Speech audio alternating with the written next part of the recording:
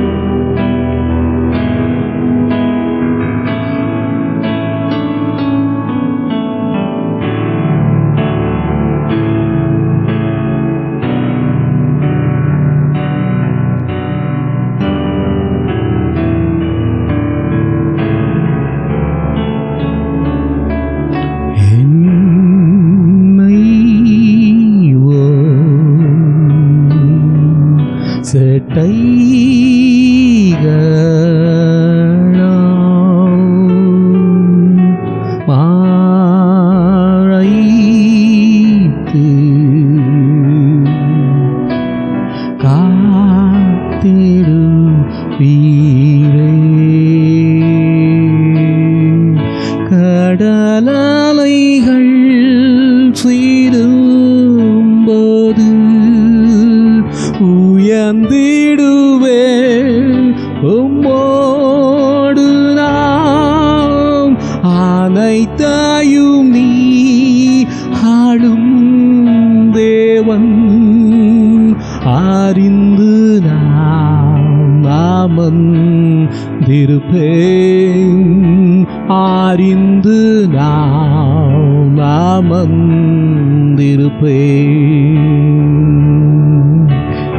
என் உள்ளமே இளைப்பாறு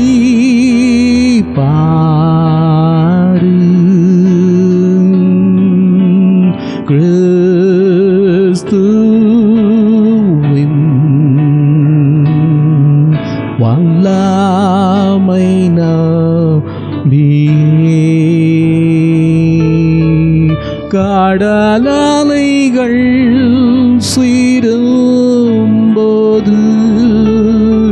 உயர்ந்திடுவேன் உம்மோடு நாம் அனைத்தையும் நீ ஆளும் தேவன் அறிந்து நான் அமர்ந்திருப்பேன் அறிந்து நான் அமர்ந்திருப்பேன். கடலலைகள் சீரும்போது உயர்ந்திடுவேன் உம்மோடு நாம் அனைத்தையும் நீராளும் தேவன் அறிந்து நான் அமர்ந்திருப்பேன் அறிந்து நான் அமர்ந்திருப்பேன். ஷலபா பகூர பல்லவ நலையலப ஷலபா உருபதஹு நூதுபி ஷரலபா. Thank you Jesus. ஆண்டவரே, நீர் எங்கள் மத்தியிலே வந்ததுக்காக ஸ்தோத்திரம். இவ்வளோ பிரசனத்தால் எங்களை மூடினதுக்காக ஸ்தோத்திரம். பரிசுத்த ஆவியானவரே, நீர் இந்த இடத்திலே வந்ததுக்காக நன்றி சுவாமி. கொடாகொடி ஸ்தோத்திரம் ஸ்தோத்திரம். நீங்கள் பேசுங்க, நான் அல்ல, நீங்கள் பேசுங்க. என்னை தாழ்த்தி நான் ஒப்புவிடுகிறேன் பிதாவே. நீர் உம்முடைய நாமத்தை உயர்த்துங்க சுவாமி. அது மாத்திரம் அல்ல, என்னை மூடி மறைத்து கொள்ளுங்க சுவாமி. நீர் பேசுங்க, உம்முடைய வார்த்தை கேட்கட்டும். இதை கேட்கிற ஒவ்வொரு இருதயம் திறக்கப்படட்டும், ஏற்றுக்கொள்ளட்டும், மனம் திரும்பட்டும். ஒரு பெரிய அறுவடையை நாங்கள் அறுக்க ஆண்டவர் கிருபை செய்வீராக சாமி. உம் நாமத்தை மகிமைப்படுத்திக் கொள்ளுங்க சாமி. நீர் பேசுங்க, எங்களை தாழ்த்தி ஒப்புவிடுகிறோம். நாங்கள் செய்கிற ஒவ்வொரு ஆண்டவரே பாடலையும் வேத வாசிப்பையும் ஜபத்தையும் ஆண்டவரே விண்ணப்பங்களையும் கேட்டு ஆண்டவரே நீ எல்லாவற்றையும் அங்கீகரித்து ஆசீர்வதித்து தர வேண்டுமா ஜெபிக்கிறேன். பாதத்தில் எல்லாம் வைத்து ஜெபிக்கிறோம். உமக்கே துதியும் கனமும் மகிமையும் செலுத்துகிறேன். ஜபங்களை கர்த்தராகிய இயேசு கிறிஸ்துவின் மூலமாய் வேண்டிக் கொள்கிறோம் பிதாவே.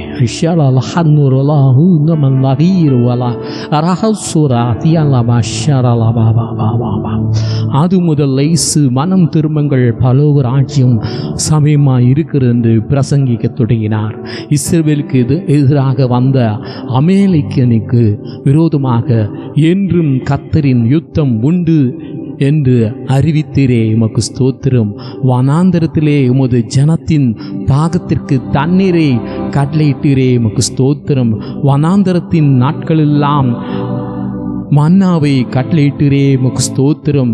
வனாந்தரத்திலே உமது ஜனத்தின் உடை பழமையாய் போகாமலும் அவர்கள் கால் வீங்காமலும் காத்திரே, உமக்கு ஸ்தோத்திரம். வழியே அவளுக்கு எதிராக வந்த சத்துருக்களுக்கு விலக்கி காத்திரே, உமக்கு ஸ்தோத்திரம்.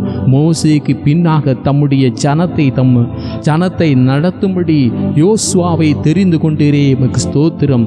நீர் உயிரோடு இருக்கும் நாட்களெல்லாம் ஒருவனும் உனக்கு முன்பாக எதிர்த்து நிற்பதில்லை என்று யோசுவாக்கு வாக்கு கொடுத்தீரே, உமக்கு ஸ்தோத்திரம். நான் உன்னை விட்டு விலகுவதும் இல்லை, உன்னை கைவிடுவதும் இல்லை என்று வாக்கு கொடுத்தீரே, எமக்கு ஸ்தோத்திரம். உடன்படிக்கை பெட்டியை சுமக்கும் ஆசாரியர்களின் உள்ளங்கால் பட்ட மாத்திரத்திலே யோர்தான் பிரிந்து குயிலாக நிற்க செய்தவரே, உமக்கு ஸ்தோத்திரம். 7 நாட்கள் சுற்றி வரப்பண்ணி எரிகோவை விழை செய்தீரே, உமக்கு ஸ்தோத்திரம். ஆண்டவருக்கு ஒவ்வொரு நாளும் நான் நன்றி செலுத்த வேண்டும். என் மட்டும் காத்து தேவன் இனிமேலும் வர நாட்களும் நம்மளோடு கூட இருந்து வழி நடத்துவராக. புதிய ஆண்டிலும் கூட இந்த நாளை காணும்படியான கிருபையும் வாக்கியத்தையும் கொடுத்த தேவனுக்கு உண்மையாய் நாம் உள்ளத்தின் ஆழத்திலிருந்து நன்றி செலுத்துகிறோம். இம்மட்டும் எங்களை காத்தீரே, போன வருடம் முழுவதும் காத்தீரே, இந்த புதிய வருடத்திலும் எங்களோடு கூட இருங்க என்று சொல்லி நாம் ஆண்டவரை ஸ்தோத்தரித்து மகிழ்வோம். இந்த நாளுக்குரிய நாங்கள் தெரிந்து கொள்ளப்பட்ட நபர் நிக்கோதேமு. இவர் இஸ்ரவேலில் போதகராகவும் ரபியாகவும் அதிகாரியாகவும் இருந்த பரிசேயர். இயேசுவை தேடி வந்த ஒரு ரபி இவர்தான்.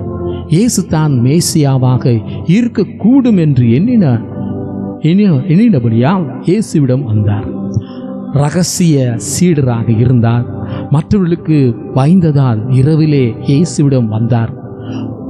உண்மையை நிதானித்து அறியும் திறன் கொண்டவர். மேலும் திறந்த மனதுடன் உண்மையை ஏற்றுக்கொள்பவர்.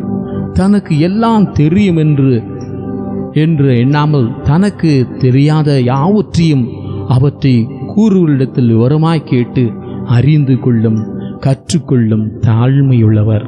பரிசேயர் பிரதான ஆசாரியரும் இருந்தார். சபைகளிலே உறுப்பினராய் இருந்தார். இயேசுவை விசாரிப்பதற்கு முன்பு தங்கள் சபையிலே பலர் இயேசுவை ஒரு குற்றவாளி என்னும் பொருள்பட இதை நிக்கோதேமு எதிர்த்தார். இயேசு மரணம் அடைந்தவுடன் அவரது உடலை அடக்கம் செய்வதற்கு 45 கிலோ வெள்ளி போலமும் கரிய போலமும் எடுத்துக்கொண்டு நேரில் வந்து தானும் சேர்ந்து அடக்கம் செய்தார். இதனால் தீட்டுப்பட்டு பஸ்காவை ஆசரிக்க இயலாமல் போனாலும் அடக்கம் பண்ணினார். இவருடைய தன்மைகளை குறித்து நாம் பார்த்தோம். இவர் எப்படி இருந்தார் என்று சொல்லி நாம் மேலோட்டமாய் பார்த்தோம். இப்பொழுது யோவான் 3ஆம் அதிகாரம் 1ஆம் வசனத்தை வாசிக்கும் பொழுது, யூதருக்குள்ளே அதிகாரியான நிக்கோதேமு எனப்பட்ட பரிசேயன் ஒருவன் இருந்தான். நிக்கோதேமு ஒரு பரிசேயர், யூதருக்குள்ளே ஒரு அதிகாரி, போதகர் மட்டுமன்றி பிரதான ஆசாரியரின் குழுவினரோடு உரையாடும் அளவிற்கு மதிக்கப்பட்டவராகவும் இருந்தார். இவர் யூதரின் உயர்மட்ட குழுவான ஆலோசனை சங்கமான சனக்கரி சங்கத்தின் உறுப்பினர் என்று சிலர் வேத வல்லுநர் கருதுகின்றனர். இப்பேற்பட்ட ஒரு உயர்ந்த பதவியிலே அவர் இருந்தார். ஆனால் ஆண்டவராகிய இயேசு தான் மேசியா என்று அவ்வுள்ளத்திலே அவள் அறிந்தபடியால் அவரை தேடி இரவிலே அவள் பார்க்க வந்தார். மற்றவர்கள் யாராவது பார்த்து விட்டால் ஏதாவது சொல்வார்கள் என்று சொல்லி அவர்கள் அப்படியாய் செய்தார். யோவான் எழுதின சுவிசேஷம் 3ஆம் அதிகாரம் 2ஆம் வசனத்தை வாசிப்போம். அவன் ராக்காலத்திலே இயேசுவினிடத்தில் வந்து, ரபி, நீர் தேவனிடத்திலிருந்து வந்த போதகர் என்று அறிந்திருக்கிறோம். ஏனெனில் ஒருவனும் தன்னுடனே தேவன் இராவிட்டால் நீர் செய்கிற இப்படிப்பட்ட அற்புதங்களை செய்ய மாட்டான் என்றான். இங்க பாருங்க, இயேசுவை பார்க்க இரவிலே வந்தார், பகலிலே வராமல் இரவிலே வந்தார். ஏனென்றால் மற்றவர்கள் எதையாவது சொல்லிவிடுவார்கள் என்று சொல்லி அவள் பயந்தார். ரகசியமும் சீடராய் அவர் இருந்தார். ஆனால் இவர் போதகர் பரிசேயர் உயர் பதவியிலே இருந்தார். ஆனாலும் மக்களுக்கு அவர் பயந்து வாழ்ந்து கொண்டு வந்தார். இயேசுவிடம் அவர் யார் என்று அறிந்து கொள்ளும்படியாய் அவரிடத்தை கேட்டு அறிந்து கொள்ளும்படியாய் இரவிலே வந்து அவள் உள்ளத்தில் ஏற்பட்ட கேள்விகளெல்லாம் அவர் இயேசுவிடத்தில் பதில் கேட்டுக்கொண்டே இருந்தார். அவர் இயேசு மரணம் அடையும் போது அவரை அடக்கம் பண்ணுவதற்கு இவர் ஒத்துழைத்தார். அப்பேற்பட்ட ஒரு நபர் மக்களுக்கு பயந்தார், அதிகாரங்களுக்கு பயந்தார். ஆனால் அவள் உள்ளத்திலே தெரிந்தது இவர் தான் மேசியா என்று அறிந்து கொண்டார். யோவான் எழுதின சுவிசேஷம் 3ஆம் அதிகாரம் 3ஆம் வசனம். இயேசு அவனுக்கு பிரதியுத்தரமாக, ஒருவன் மறுபடியும் பிறவாவிட்டால் தேவனுடைய ராஜ்யத்தை காண மாட்டான் என்று மெய்யாகவே மெய்யாகவே உனக்கு சொல்கிறேன் என்றார். அவர் இயேசு இடத்தில் வந்து பேசினார். இயேசு சொல்கிறார், நீ மறுபடியும் பிறக்க வேண்டும் என்று சொல்கிறார்.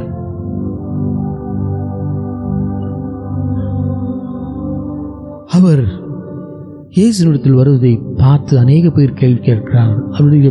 அவர் பிசாசு பிடித்தவர் அல்லவா, அவரிடத்திலே போய் நீ பேசுகிறியே என்று சொல்லுகிறார். அவர் சொல்லுகிறார், இல்லை, அவர் தான் மேசியா என்று சொல்லுகிறார். இல்லை, தேவனால் அனுப்பப்பட்டால் ஒழிய எவனும் இப்படிப்பட்ட காரியங்கள் செய்ய முடியாது என்று சொல்லி மற்றவர்களோடு கூட அவர் வினவினார். ஒரு மனுஷன் தேவனுக்குள் இராவிட்டால் இப்படிப்பட்ட காரியம் செய்ய முடியாது என்று சொல்லுகிறார். அப்போஸ்தலர் நடவடிக்கைகள் 2ஆம் அதிகாரம் 22ஆம் வசனம் இப்படியாய் சொல்லுகிறது. இஸ்ரவேலே, நான் சொல்லும் வார்த்தையை கேளுங்கள்.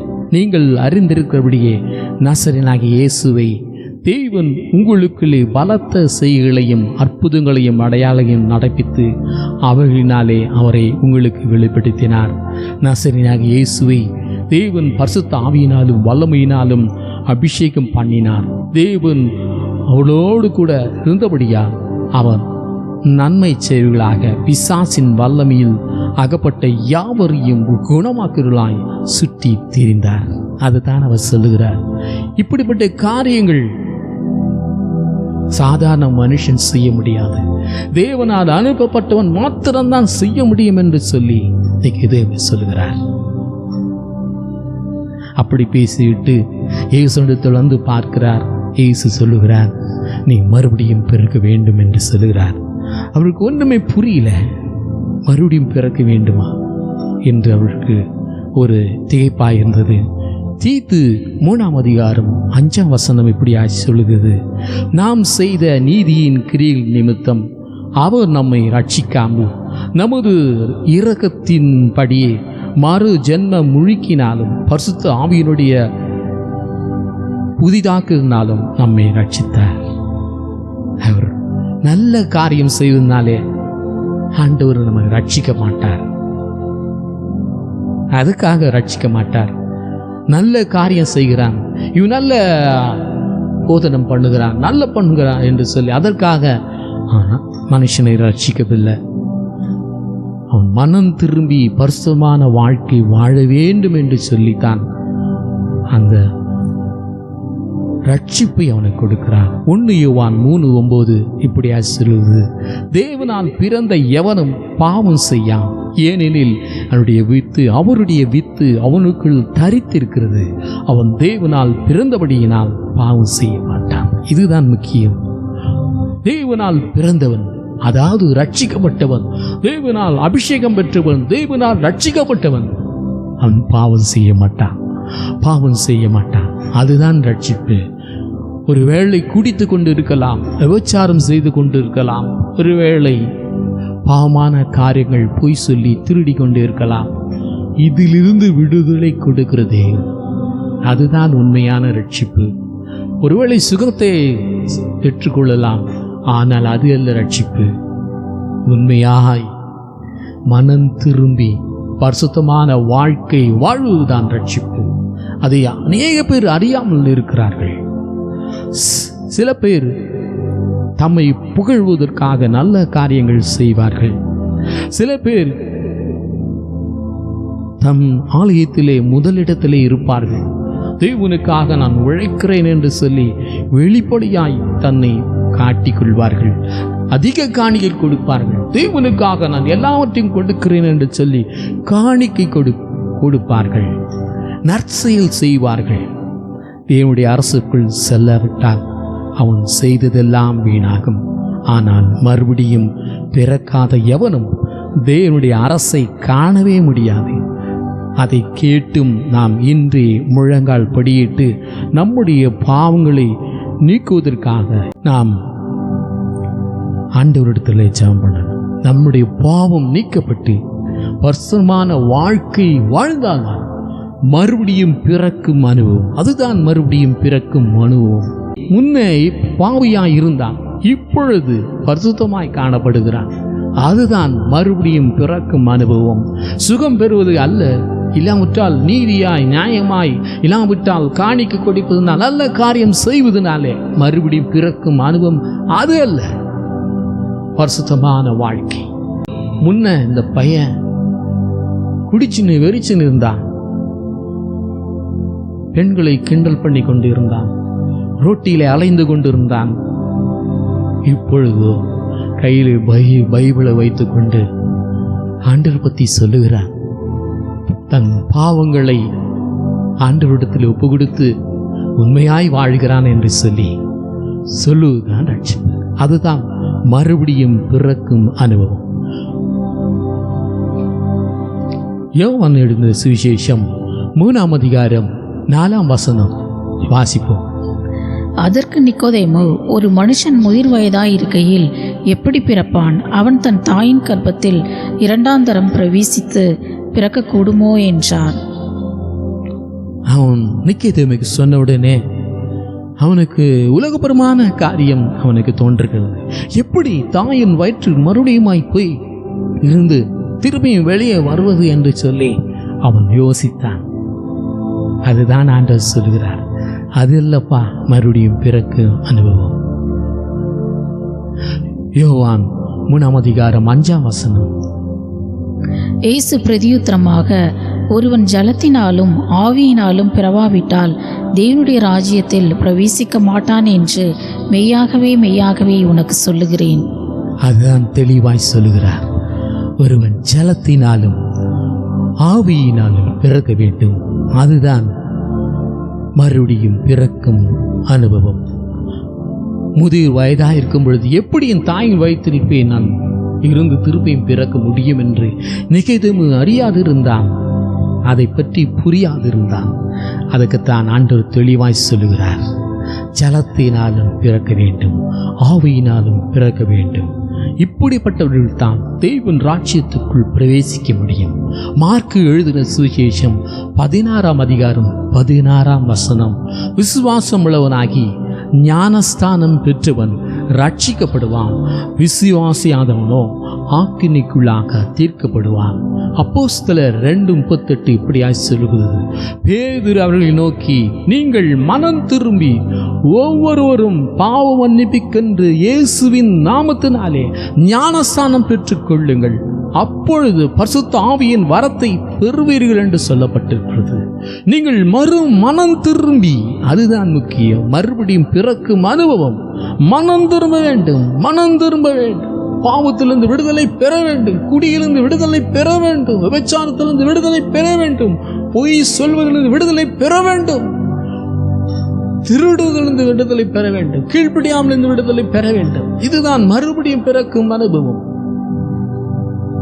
சும்மா எல்லாரும் தான் ஜெபம் பண்றான். இந்த காலத்துல சின்ன குழந்தைங்க கூட ரொம்ப நேர்த்தியாய் ஜெபம் பண்றான். அது இல்லை, உண்மையாய் மனம் திரும்பின வாழ்க்கை தான் முக்கியம். அப்படி மறுபடியும் பிறக்கும் அனுபவத்தை நாம் பெற்றுக்கொள்ள வேண்டும். அதுதான் முக்கியம். அந்த அனுபவம் அது வித்தியாசமான அனுபவம். அதை அனுபவத்திற்கு தான் தெரியும், மற்றவர்களுக்கு தெரியாது, அது புரிந்து கொள்ள முடியாது. நிக்கோதேம் போல ஒரு பிளைண்டா இருப்பார்கள். அவன் எப்படி கேட்டான் பாருங்க, எப்படி தாயின் வயிற்றிலே போய் நான் பிறக்க முடியும் என்று கேட்கிறான். அப்படித்தான் இந்த காலத்தில் வாழ்ந்து கொண்டிருக்கிறார்கள் மக்கள். அவளுக்கு புரியல, என்ன எப்படி மறுபடி பிறக்கணும், என்ன ரட்சிப்பு, என்னது. நான் சின்ன வயசுலேருந்தே நான் கிறிஸ்தவன் தான், சின்ன வயசுலேருந்தே குழந்தையிலேருந்தே நான் கிறிஸ்தவன் தான். என் மேலே தெளிப்பு ஞானஸ்தானம் கொடுத்தாங்க, அப்படித்தான் நான் கிறிஸ்தவன் தான். என் குடும்பம் கிறிஸ்தவ குடும்பம், பாரம்பரிய குடும்பம், கிறிஸ்தவன் தான். நான் ஏன் மறுபடியும் பிறக்க வேண்டும் என்று சொல்லி கேட்கிறார்கள். அது அல்ல, அது மறுபடியும் பிறக்கும் அனுபவம் அல்ல, அது வித்தியாசமானது. அதை அனுபவிக்கும் போதுதான் தெரியும். பாவம் மன்னிப்பட்டு முழுமையான விடுதலை பெறுவதுதான் ரட்சிப்பு. தண்ணீரினாலே ஞானஸ்தானம் பெற வேண்டும், ஆவியினாலே அபிஷேகம் பெற வேண்டும். சில பேர் சொல்லுகிறார்கள், தண்ணீர் என்பதற்கு திருவாசகம் என்றும் விளக்கம் கொடுத்து, தண்ணீரினாலும் ஆவியினாலும் பிறத்தல் என்பது மறுபடியும் பிறப்பதையே குறிக்கிறது என்று சொல்லுகிறார்கள். தேவனுடைய அரசை காண்பது, அதில் நுழைவது ஒன்றுதான் என்று கருதுவோர் உண்டு. எல்லாவற்றிலும் இருந்த போதிலும் தண்ணீர் முழுக்கு பெறுவதையும் ஆவியினால் திருமுழுக்கு பெறுவதையும் அற்பமாக எண்ணி அலட்சியப்படுத்தாமல் ஆண்டவரிடத்திலே நான் கீழ்ப்படிந்து நடப்போம். ஜலத்தினாலும் ஆவியினாலும் நாம் பிறக்க வேண்டும், அதுதான் முக்கியம். மனம் திரும்பி முழுகி ஞானஸ்தானம் பெற்று பரிசுத்த ஆவியின் அபிஷேகத்தை பெற்றுக்கொள்ள வேண்டும். அதுதான் மறுபடியும் பிறக்கும் அனுபவம். இப்படிப்பட்ட அனுபவத்தை பெற்றவர்கள் மாத்திரம்தான் அந்த விண் அரசை, அந்த ராஜ்யத்துக்கு போக முடியும், பரலோக ராஜ்யத்துக்கு போக முடியும். நான் பாரம்பரிய கிறிஸ்தவன், நான் சிறு வயதிலிருந்தே கிறிஸ்தவன், என் தெளிப்பு ஞானஸ்தானம் கொடுத்து விட்டாச்சு, நான் கிறிஸ்தவன். அது அல்ல, மறுபடியும் பிறக்கும் அனுபவம் தேவை. யோவான் 3:6 வாசிப்போம். மாம்சத்தினால் பிறப்பது மாம்சமாய் இருக்கும், ஆவியினால் பிறப்பது ஆவியாய் இருக்கும். அதான், மாம்சமாய் நாம் நினைத்து கொண்டு இருக்க முடியாது, அது மாம்சமாய் இருக்கும். ஆவியினாலே நாம் பிறக்க வேண்டும். 1 கொரிந்தியர் 15:50 இப்படியா சொல்லுகிறது, சகோதரரே நான் சொல்லுகிறது என்னவெனில், மாம்சமும் இரத்தமும் தேவனுடைய ராஜ்யத்தில் சுதந்திரிக்க மாட்டாது, அழிவுள்ளது அழியாமையை சுதந்திரிப்பதில்லை. மாம்சத்தோடு இரத்தத்தோடு அந்த பரலோக ராஜ்யத்துக்கு நாம் செல்ல முடியாது. அந்த வானத்துக்குரிய மேனி நமக்கு தேவை, வானத்துக்குரிய மேனி நமக்கு வேண்டும். அது அழியாதது, அது அழியாமை உள்ளது. அது தேவனுடைய ராஜ்யத்தை சுதந்திரிக்க முடியும். நாம் பூலோகத்திலிருந்து பாவ மன்னிப்பு பெற்று பரிசுத்தமான வாழ்க்கை வாழும் பொழுது இப்படிப்பட்ட அனுபவங்கள் நாம் பெற வேண்டும். பரிசுத்தமான வாழ்க்கை வாழும் பொழுது தேவனுடைய ராஜ்யத்துக்குள் நாம் பிரவேசிப்போம். பிரசங்கி 11:5 வாசிக்கும் பொழுது, ஆவியின் வழி இன்னதென்று கர்ப்பவதியின் வயிற்றில் எலும்புகள் உருவாகும் விதம் இன்னதென்று நீ இருக்கிறது போல எல்லாவற்றையும் செய்கிற தேவனுடைய செய்கைகளை நீ அறியாய். தேவனுடைய செய்கை நாம் அறிய முடியாதது, நம்மால் கிரகிக்க முடியாதது. 1 கொரிந்தியர் 2:11 இப்படி சொல்லுது, மனுஷனில் உள்ள ஆவியே அன்றி மனுஷரில் எவன் மனுஷக்குரியவைகளை அறிவான்? அப்படி போல தேவனுடைய ஆவியே அன்றி ஒருவரும் தேவனுக்குரியவைகளை அறிய மாட்டான். தேவனுக்குரிய நாம் அதை அனுபவித்தால் தான் அறிய முடியும். சும்மா நான் ரட்சிக்கப்பட்டேன் என்று சொன்னால் அது தவறு. அதை அனுபவிக்கணும். மற்றவர்கள் பார்க்கணும், இந்த பையன் எப்படி கெட்ட வார்த்தை பேசுவான், இப்போ கையிலே பைபிளும் ஆலயமாய் போய்கொண்டிருக்கிறானே. அதுதான் வித்தியாசம். அதுதான் மனம் திரும்புதல். அதுதான் பரிசுத்தமான வாழ்க்கை. மாற்றம், நமக்குள் மாற்றம் வரணும். அதுதான் உண்மை. அனுபவம் தேவை. பரிசுத்த ஆவியின் அபிஷேகம் தேவை. ரட்சிப்பின் அனுபவம் தேவை. ஆலயத்திலே ஒரு குழந்தையின் மீது தண்ணீரை தெளிப்பதினால் அக்குழந்தை மறுபடியும் பிறந்தது என்று கூறுவது. அந்த குழந்தை மேல தண்ணியை ஊற்றினா அந்த குழந்தைக்கு என்ன தெரியும்? ஒண்ணுமே தெரியாது. அது மறுபடியும் பிறக்குமா? எப்படி? யோசிச்சு பார்ப்போம். யோவான் எழுதிய சுவிசேஷம் 7ஆம் அதிகாரம் 50ஆம் வசனத்தை வாசிப்போம். ராத்திரியிலே அவரிடத்தில் வந்தவனும் அவர்கள் எல்லோரில் ஒருவனுமாகிய நிக்கோதேமு என்பவன் அவர்களை நோக்கி 51 ஒரு மனுஷன் சொல்லுவதை கேட்டு அவன் செய்கைகளை அறிகிறதுக்கு முன்னே அவனை ஆக்கினைக்குட்படுத்தலாம் என்று நம்முடைய நியாயப்பிரமாணம் சொல்லுகிறதா என்றான். நிக்கோதேமு இயேசுவுக்காக வாதாடுகிறார். தைரியமாய் வாதாடுகிறார். எப்படி அவரை நாம் அக்கினிக்குள்ளாக தீர்க்க முடியும்? இயேசுவுக்காக வாதாடி அவருக்காக நிற்கிறார். இயேசுவுக்காக என்ன நாம் செய்கிறோம்? யோசித்து பார்ப்போம். நிக்கோதேமு இயேசுவுக்காக வாதாடுகிறார், ஆர்குமெண்ட் பண்ணுகிறார். இவர் தேவனுடைய பிள்ளை தான், இவர் தான் மேசியா என்று சொல்லுகிறார். நாம் நம்முடைய வாழ்க்கையை யோசித்து பார்ப்போம். ஆண்டவருக்காக என்ன செய்கிறோம்? ஆண்டவருக்காக என்ன செய்கிறோம்? யோசித்து பார்ப்போம். எத்தனை கிராமங்களுக்கு போயிருக்கிறோம், எத்தனை பட்டணங்களுக்கு போயிருக்கிறோம், எத்தனை வீட்டுக்கு போய் ஆண்டவர் பற்றி சொல்லியிருக்கிறோம்.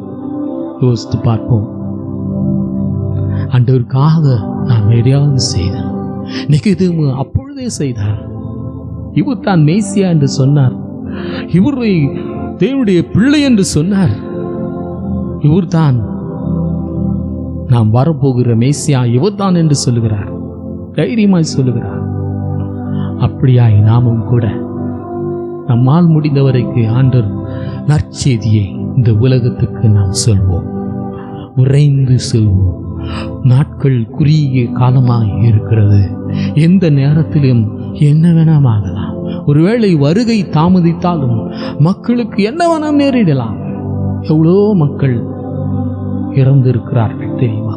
இந்த வருஷத்தில் அவர்களெல்லாம் எங்கு போனார்கள் என்று நமக்கு தெரியுமா?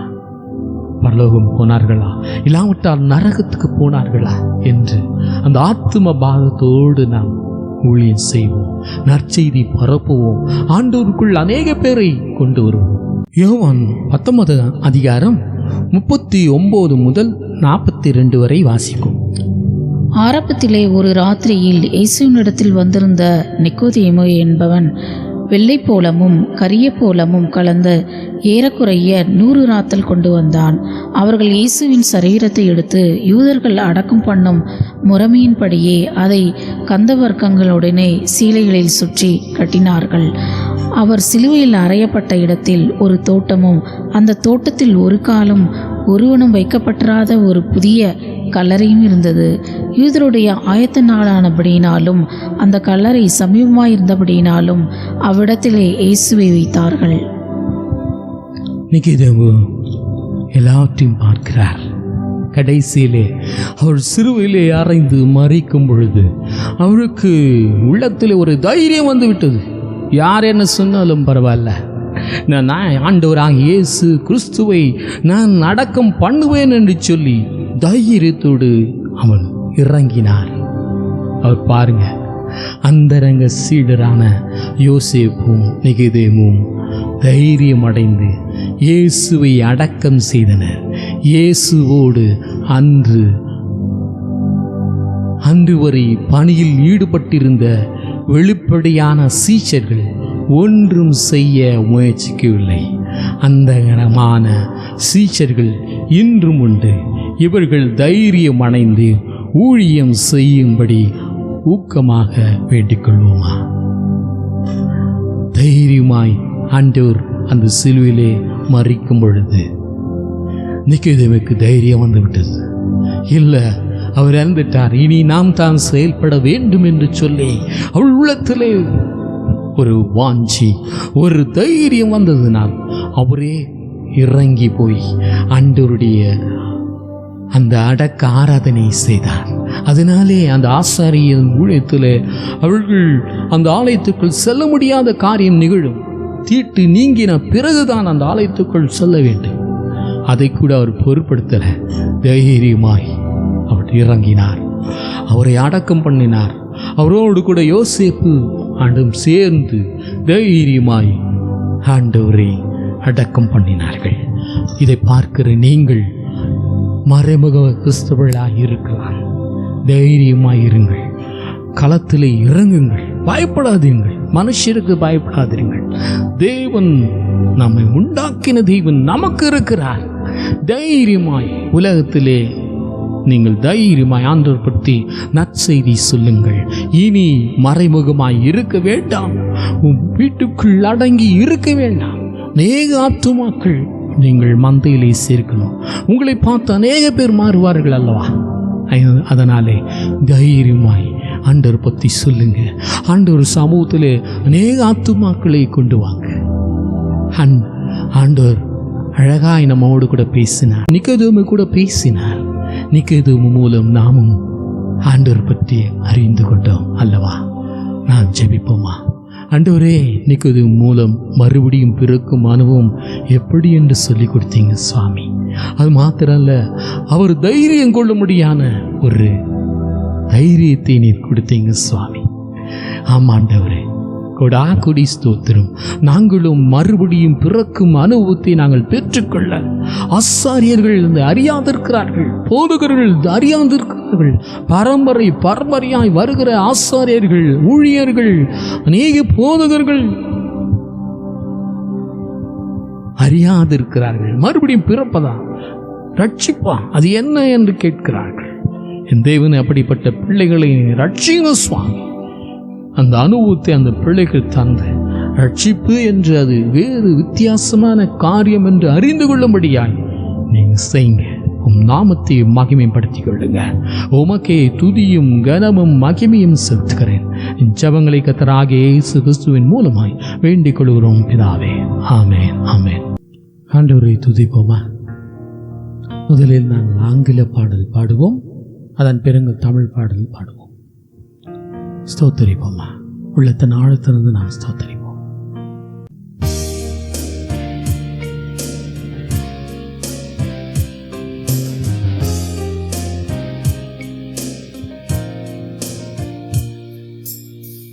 I come before you today,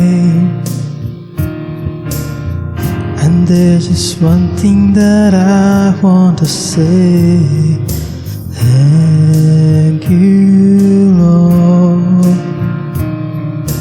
Thank you, Lord, for all you've given to me, for all the blessings that I cannot see. Thank you, Lord. Thank you, Lord. Thank you, Jesus. With a grateful heart, with a song of praise, with an outstretched storm, I bless your name. Thank you, Lord. For I just wanna thank you, Lord. Thank you, Lord. For I just wanna thank you, Lord. Thank you, Lord, for all you've done in my life. You took the darkness and gave me your light. Thank you, Lord. Thank you, Lord. You took my sin and my shame. You took my sickness and healed all my pain. Thank you, Lord. Thank you, Lord. With a grateful heart, with a song of praise, with an outstretched arm, I bless your name. Thank you, Lord. For I just wanna thank you, Lord. Thank you, Lord. I just wanna thank you, Lord. Thank you, Lord.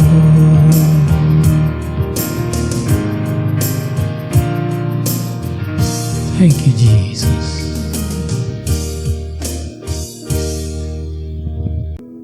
ஆண்டவரை துதிப்போமா.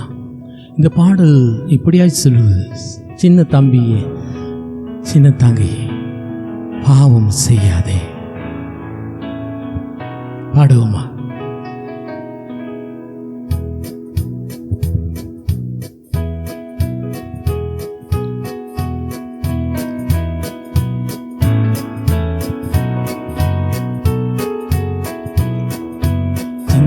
தம்பியே பாவம் செய்யாதே, சின்ன தங்கையே பாவம் செய்யாதே. சின்ன தம்பியே பாவம் செய்யாதே, சின்ன தங்கையே பாவம் செய்யாதே. சின்ன பாவமோ பெரிய பாவமோ, சின்ன பாவமோ பெரிய பாவமோ, பாவத்திலே சின்னது பெரியது என்றும் இல்லையே. பாவத்திலே சின்னது பெரியது என்றும் இல்லையே. சின்ன தம்பியே பாவம் செய்யாதே, சின்ன தங்கையே பாவம் செய்யாதே. பாவம் ருசிக்கும் பாவம் இனிக்கும், செய்த பின்னாரோ வாழ்வை கசக்கும். பாவம் ருசிக்கும் பாவம் இனிக்கும், செய்த பின்னாரோ வாழ்வை கசக்கும். பாவம் செய்தவன் உள்ளம் வாடிக்கும், பாவத்திலே சின்னது பெரியது எல்லாம் பாவமே. பாவத்திலே சின்னது பெரியது எல்லாம் பாவமே. சின்ன தம்பியே பாவம் செய்யாதே, சின்ன தங்கையே பாவம் செய்யாதே. பாவம் செய்யாமல் வாழ்வது எப்படி, செய்த பாவங்கள் போவது எப்படி. பாவம் செய்யாமல் வாழ்வது எப்படி, செய்த பாவங்கள் போவது எப்படி. அதற்கு ஒரே வழி கொள்வதா வழி, அதற்கு ஒரே வழி கொள்வதா வழி. பாவத்திலே சின்னது பெரியது எல்லாம் பாவமே. பாவத்திலே சின்னது பெரியது எல்லாம் பாவமே. சின்ன தம்பியே பாவம் செய்யாதே, சின்ன தங்கையே பாவம் செய்யாதே.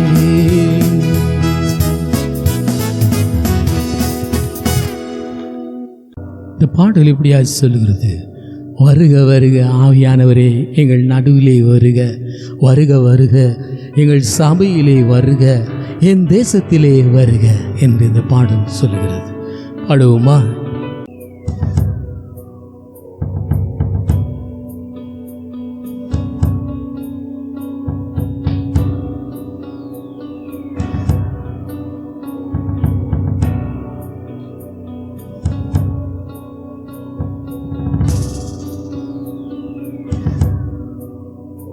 வருக வருக ஆவியானவர் எங்கள் நடுவினிலே, வருக வருக ஆவியானவர் எங்கள் நடுவினிலே, தருக தருக தேவ வல்லமை எங்கள் உள்ளத்திலே, இன்று தருக தருக தேவ வல்லமை எங்கள் உள்ளத்திலே, புதிய புதிய ஆத்துமாக்கள் எங்கள் சபைகளிலே, தினமும் புதிய புதிய ஆத்துமாக்கள் எங்கள் சபைகளிலே, வீடுதோறும் ஜெபிக்கும் மக்கள் எங்கள் தெருக்களிலே, வீடுதோறும் ஜெபிக்கும் மக்கள் எங்கள் தெருக்களிலே, பாத்திர தோன்றட்டும், அற்புதம் நடக்கட்டும், பிசாசுகள் ஓடட்டும், கர்த்தரின் புஸ்தகம் நிரம்பட்டும். வருக வருக ஆவியானவர் எங்கள் சபைகளிலே, வருக வருக ஆவியானவர் எங்கள் சபைகளிலே, தருக தருக தேவ தரிசனம் அனைவர் உள்ளத்திலே, இன்றே தருக தருக தேவ தரிசனம் அனைவர் உள்ளத்திலே, ஒருவர் ஒருவர் மூலமாக பலரும் சபைகளிலே, தினமும் ஒருவர் ஒருவர் மூலமாக பலரும் சபைகளிலே, புதிய புதிய கிளைகள் வீட்டு சபைகள் பெருகட்டுமே, புதிய புதிய கிளைகள் வீட்டு சபைகள் பெருகட்டுமே, அற்புதம் காணட்டும், அதிசயம் தோன்றட்டும், இயேசுவே மகிழட்டும், அற்புதம் அதிசயம் இயேசுவே. வருக வருக ஆவியானவர் எங்கள் தேசத்திலே, வருக வருக ஆவியானவர் எங்கள் தேசத்திலே, தருக தருக ஆராதனைகள் அனைத்து இடங்களிலே, இன்று தருக தருக ஆராதனைகள் அனைத்தும் இடங்களிலே, பட்டணங்கள் கிராமமெல்லாம் ஸ்தோத்திர கீதங்களே, தினமும் பட்டணங்கள் கிராமமெல்லாம் ஸ்தோத்திர கீதங்களே, இயேசுவின் ஜனங்களெல்லாம் நித்திய ராஜ்யத்திலே, இந்தியாவின் ஜனங்களெல்லாம் நித்திய ராஜ்யத்திலே, அற்புதம் காணட்டும், அதிசயம் தோன்றட்டும், இயேசுவே மகிழட்டும், அற்புதம் அதிசயம் இயேசுவே. ஆமென் ஆமென் ஆமென் ஆமென் ஆமென்.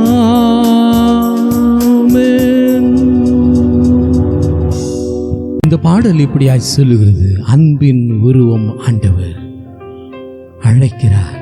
அருகில் வா, ஓடி வா, கலங்கியே நீயே வா. பாடுவோமா?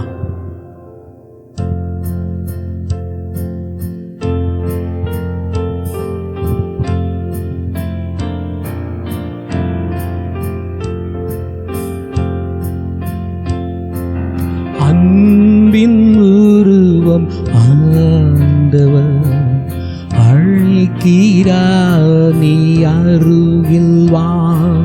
தோய்ந்து போன உன் வாழ்வினை கேட்கிறார், நீ அருகில் வா. ஓடிவா, நீ ஓடிவா, கண் கலங்கியே நீயே வா.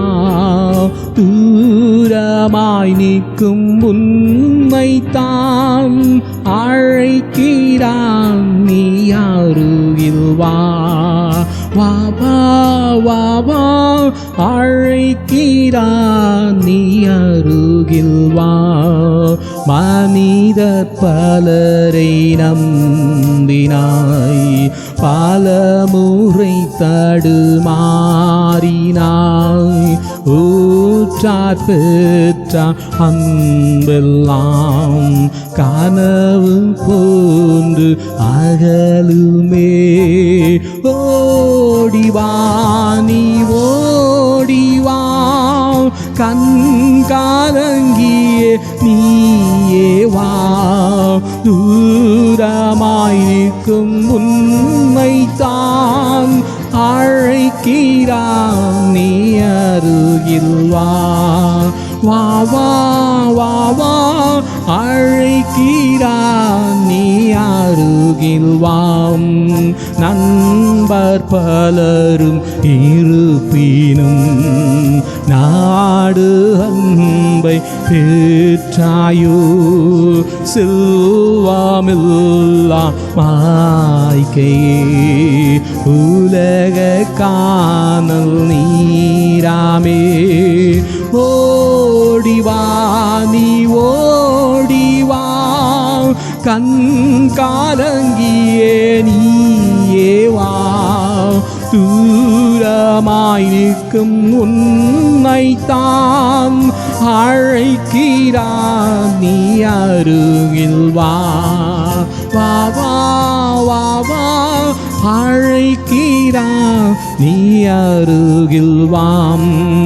ஒரு முறை அன்பை ருசித்துமே விழுந்து போன எழும்பி வா. பல முறை துரோகம் செய்ததால் இயேசுவின் கண்ணி துடைக்கவாம். ஓடிவா, நீ ஓடிவா, கண் கலங்கியே நீயே வா. தூரமாய் நிற்கும் உன்னைத்தான் அழைக்கிறான், நீ அருகில் வா. வா வா வா வா, அழைக்கிறான், நீ அருகில் வாம். என்னும் நொந்து போவானேம், எந்தே அருகில் ஓடிவாம். உள்ளம் குமுற உன்னையே தள்ளே நின்றால் ஓடிவா. ஓடிவா, நீ ஓடிவா, கண் கலங்கியே நீயே வா. தூரமாய் நிற்கும் உன்னைத்தான் அழைக்கிறான், நீ அருகில் வா.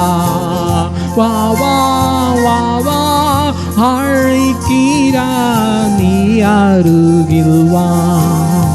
கண்களை மூடி ஜெபிப்போம். ஆண்டவரே, இந்த அருமையான நேரத்துக்காக ஸ்தோத்திரம் சுவாமி.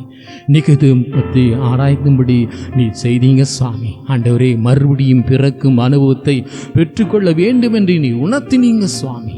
அதன்படி ஆண்டவரே, இதை பார்க்கிற ஒவ்வொரு பிள்ளைகளும் மறுபடியும் பிறக்கும் அனுபவத்தை பெற்றுக்கொள்ள நீ கிருபை செய்ங்க. ஜலத்தினாலும் ஆவியினாலும் பிறக்க நீ கிருபை செய்ங்க ஆண்டவரே. இதை பார்க்கிற ஒவ்வொரு பிள்ளைகளும் ஆண்டவர் ரட்சிக்கப்படவும், அபிஷேகம் பெற்றுக்கொள்ளவும், முழுகி ஞானஸ்தானம் பெறவும் நீ கிருபை செய்ங்க. நம்முடைய கண்களிருந்து கிருபையும் இரக்கமும் ஆண்டவரை கிடைக்கும்படியாய் ஜெபிக்கிறேன். இதெல்லாம் தேவை என்று இல்லை என்று சொல்லுகிற ஒவ்வொரு பிள்ளைகளையும் நீ தொட்டுங்க சுவாமி. இது வேதத்தில் எழுதப்பட்டிருக்கிறது. இயேசு கிறிஸ்துவே இது சொல்லியிருக்கிறார் என்று சொல்லும்படியாய் நீங்க பேசுங்க சாமி. நீர் ஒவ்வொரு இருதயத்தோடு பேசுங்க. இதை கேட்கிற ஒவ்வொரு பிள்ளைகளும் மனம் திரும்பி உள்மொழிகி ஞானஸ்தானம் பெற்று அபிஷேகம் பெற்று உம்முடைய ராஜ்யத்துக்குள் பிரவேசிக்க நீ கிருபை செய்யுங்க சுவாமி. உம் நாமம் மகிமைப்படணும். இந்த வேளையிலே அப்பா, யார் வேதனையோடு, துன்பத்தோடு, துக்கத்தோடு, வியாதியோடு, ஆண்டவரே கடன் பிரச்சனையோடு, குழந்தை இல்லாமல், ஆண்டவரே திருமணமாகாமல் தவித்து கொண்டிருக்கிற ஒவ்வொரு பிள்ளைகளுக்காக ஜெபிக்கிறேன். அவருடைய தேவை அனைத்தையும் சந்திங்க. கடன்லேருந்து விடுதலை கொடுங்க சுவாமி. வியாதியிலிருந்து விடுதலை கொடுங்க. ஐசியிலே அழுகிற ஒவ்வொரு பிள்ளைகளுக்கும் விடுதலை தாங்க சுவாமி. நாமம் மகிமைப்படணும் சுவாமி. அதுபோல வேலையில்லாத வேலையை கொடுங்க. மற்றும் என்னென்ன காரியங்களுக்காக அழுகிறார்களோ எல்லாவற்றுக்கும் ஒரு முடிவை காட்டுங்க சுவாமி. தினத்தில் யாராருக்கு தேவையான ஆண்டவரே பணமும் மற்றும் உடையும் இருக்கும் இடமும் கொடுத்து ஒவ்வொரு பிள்ளைகளையும் ஆசீர்வதிக்கணும் சுவாமி. அது மாத்திரம் இல்லை ஆண்டவரே, இந்த புதிய வருடத்திலே அந்த புதிய வாழ்க்கையை அந்த பிள்ளைக்கு கொடுங்க. புதிய திருமண வாழ்க்கை, புதிய வேலை, புதிய ஆண்டவரே சுகம் கொடுத்து பிள்ளைகளை ஆசீர்வதிக்குங்க. இந்த வருடம் முழுவதும் ஆண்டவரை போன வருடம் முழுவதும் காப்பாற்றி இந்த புதிய ஆண்டில் இந்த பிள்ளைகளுக்கு ஒரு பெரிய திருப்பத்தை ஆசீர்வாதத்தையும் கொடுத்து பிள்ளைகளை ஒவ்வொருவரையும் ஆசீர்வதிக்க வேண்டுமா ஜெபிக்கிறேன். ஒவ்வொரு குடும்பங்களும் ஆசீர்வதிக்கப்பட்டு வறுமையிலிருந்து விடுதலை கொடுங்க, வியாதியிலிருந்து விடுதலை கொடுங்க சாமி. இந்த வருஷம் இந்த பிள்ளைகளுக்கு மிகவும் ஆசீர்வதிக்கப்பட்ட வருஷமாய் இருப்பதாக சுவாமி. உம் நாமம் மகிமைப்படும். உமக்கே துதியும் கனமும் மகிமையும் செலுத்துகிறேன். இந்த ஜபங்களை கர்த்தராகிய இயேசு கிறிஸ்துவின் மூலமாய் வேண்டிக் கொள்கிறோம் பிதாவே, ஆமென். எல்லோரும் சேர்ந்து என் ஆத்துமாவே கர்த்தரை ஸ்தோத்திரி, என் முழுவதுமே ஒரு பசுத்த நாமத்தை ஸ்தோத்திரி. என் ஆத்துமாவே கர்த்தரை ஸ்தோத்திரி, கர்த்தர் செய்து சகலவாறும் மறவாதே. ஆமென். அனைவருக்கும் இனிய புத்தாண்டு வாழ்த்துக்கள். ஸ்தோத்திரம். ஹல்லேலூயா.